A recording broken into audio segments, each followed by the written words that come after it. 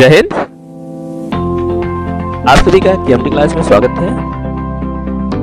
यदि आप गणित विषय के अंतर्गत घातांक टॉपिक पर पाठ्य योजना बनाना चाह रहे हैं तो आप इस प्रकार से घातांक टॉपिक पर पाठ्य योजना बना सकते हैं। सबसे पहले विद्यालय का नाम, उस विद्यालय के लिए पाठ्य योजना तैयार करना, उस विद्यालय का नाम यहाँ पे लिख देंगे।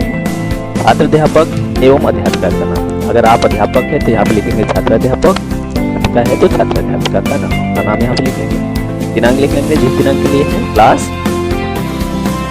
यहाँ पर लिखेंगे, विषय गणित, उपविषय यानी उसका सब सब्जेक्ट क्या हो जाता है बीजगणित, और कालांश आपका फर्स्ट है, सेकंड है, थर्ड है, फोर्थ जो भी होगा आप यहाँ वो लिखेंगे।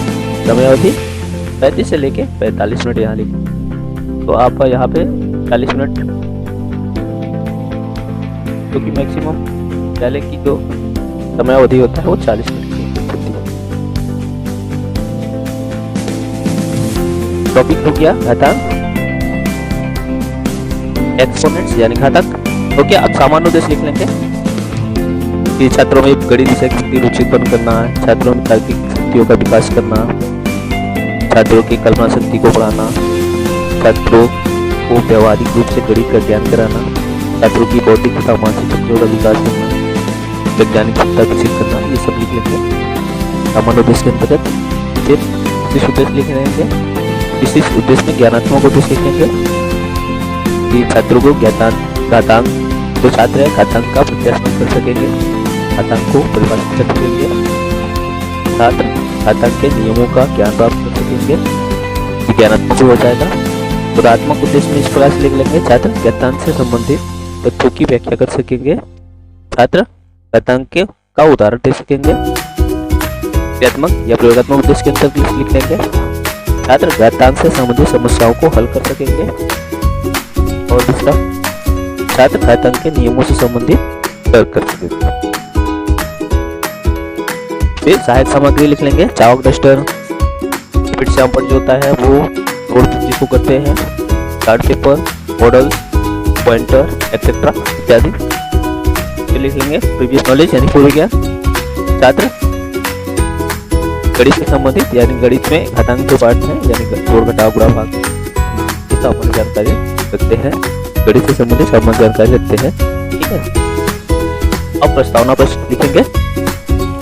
इस प्रकार से आप पूछ सकते हैं कि अगर छात्र 2 में 5 से गुणा किया जाए तो कौन सी संख्या प्राप्त होती है। तो यहाँ पे अब दिखा दिए 2 × 5 = 10।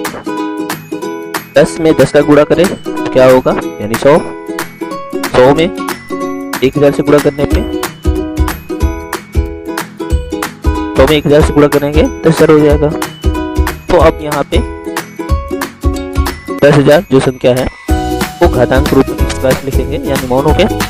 तो आप उद्देश्य कथन के रूप में बच्चों या छात्रों, आज हम सभी घातांक के बारे में विस्तृत अध्ययन करेंगे, या फिर इस प्रकार से कह सकते हैं कि छात्रों आज हम सभी गणित विषय के अंतर्गत जो बीज गणित है, ठीक है, बीज गणित विषय के अंतर्गत घातांक टॉपिक जो है उसका विस्तृत अध्ययन करेंगे। यहाँ पे आप इस तरह से बना लेंगे। फिर अब आगे इस तरह से कॉलम बना लेंगे, 4 कॉलम बना लेंगे। इसमें शिक्षण बिंदु, छात्र अध्यापक अध्यापिका कथन, छात्र छात्रा कथन और श्यामपटकार। तो अब ये चीजें हैं, यहाँ पे मौन था बच्चा, तो आप स्पष्टीकरण देंगे इस तरह घातांक, ठीक है, उसके बारे में आप व्याख्या देंगे, स्पष्टीकरण देंगे। तो छात्र कॉलम में लिख लेंगे, छात्र ध्यानपूर्वक सुनते हैं, समझते हैं। और यहाँ पे आप ब्लैक बोर्ड वर्क करेंगे, श्यामपट वर्क है यहाँ पे आप करेंगे, ब्लैक बोर्ड का कॉलम है, जो चीजें आपको बताना है बोर्ड पे आप बताएंगे। फिर उसके बाद करेंगे बोधात्मक प्रश्न। यहाँ पे हेडिंग है बोधात्मक प्रश्न का, देख सकते हैं ये हेडिंग है बोधात्मक प्रश्न का।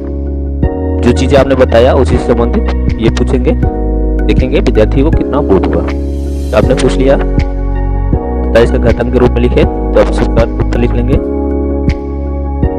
64 को घातांक रूप में लिखिए तो इस प्रकार से आप उत्तर लिख लेंगे। प्रश्न जो करेंगे बोधात्मक प्रश्न वो छात्र अध्यापिका का कथन हो जाएगा और उसका उत्तर आप लिख लेंगे विद्यार्थी के कॉलम में। फिर उसके बाद विकासात्मक प्रश्न करेंगे अगले शिक्षण बिंदु पे आने के लिए। यहाँ पे हेडिंग है विकासात्मक प्रश्न का। जैसे आप घातांक को स्पष्टीकरण कर दिया, अब आपको बताना है घातांक के नियम क्या है। तो आपने पूछ लिया घातांक के नियम बताइए, जैसे इस तरह से क्वेश्चन किया 7/9 को घात के आधार पर कैसे बनाएंगे, तो अब इसके आधार पर 7/9 में घात कौन सा है, आधार कौन सा है, इस प्रकार से बता दिया। आधार 7 है और जो घात है वो 9 है। अब घातांक के नियम के बारे में क्या जानते हैं, तो यहाँ पर समस्यात्मक लिख देंगे आप, समस्यात्मक हो गया। अब उसके नियम के बारे में यहाँ से स्पष्ट कर देंगे, उसके नियम क्या क्या है, ये नियम आपने बताया घातांक के नियम। ज़्यादा ध्यानपूर्वक सुनेंगे समझेंगे, यहाँ पे लिख लिया। और ये आप सैंपल वर्क इस प्रकार से आप देख सकते हैं, ऐसे सैंपल वर्क आप जो करना है सैंपल तो यहाँ पे आप कर लेंगे। इस आप जब पढ़ाएंगे तो सैंपल पे ये कार्य करेंगे। इस प्रकार से आप कर लिया, इस प्रकार से लिख लेंगे, फिर इसे कंटिन्यू पढ़ाएंगे। इस प्रकार से फिर वही शिक्षण बिंदु, छात्र अध्यापक अध्यापिका कथन, छात्र छात्रा कथन और सैंपल कार्य। आपने उसके नियम बताए सारे घातांक के जो नियम है, छात्र ध्यानपूर्वक सुन रहे, समझ रहे हैं और जरूरत पड़ने पर लिख भी रहे हैं। तो सैंपल कार्य पे अब सैंपल कार्य कर रहे हैं इस प्रकार से। फिर इसके बाद जब आगे स्पष्टीकरण दे दिए, फिर क्या करेंगे, बोधात्मक प्रश्न। यहाँ पे देख बोधात्मक प्रश्न किए और छात्र कॉलम में उत्तर लिखेंगे, जितना प्रश्न करेंगे उतना उत्तर लिखेंगे। फिर यहाँ से फिर आप कर देंगे, फिर मूल्यांकन प्रश्न, निरीक्षण कार्य, गृह कार्य। अब इसको चाहे तो मूल्यांकन और प्रश्न बाद में कर लेंगे, निरीक्षण कार्य पहले कर लेंगे। यहाँ पे तो गृह कार्य देना है तो गृह कार्य से पहले कर लेंगे, गृह कार्य फिर निरीक्षण कार्य, फिर मूल्यांकन प्रश्न या पुनरावृत्ति, इसे पुनरावृत्ति भी कहते हैं मूल्यांकन।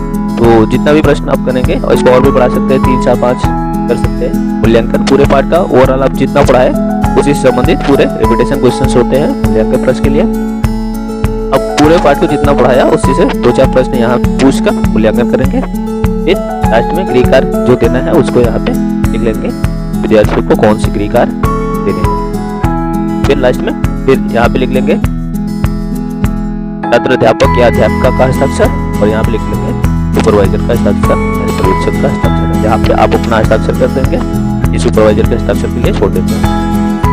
तो इस प्रकार आप गणित विषय के अंतर्गत जो विषय है बीजगणित, उसमें घातांक टॉपिक पर पाठ योजना आसान तरीके से बना सकते हैं। चैनल को लाइक करें, शेयर करें सभी दोस्तों के पास अपने, और साथ ही साथ अगर सब्सक्राइब नहीं किए हैं तो सब्सक्राइब जरूर कर लें और कमेंट के माध्यम से बताएं आपको गणित विषय के अंतर्गत और इस टॉपिक पे पाठ योजना तैयार करनी है। धन्यवाद।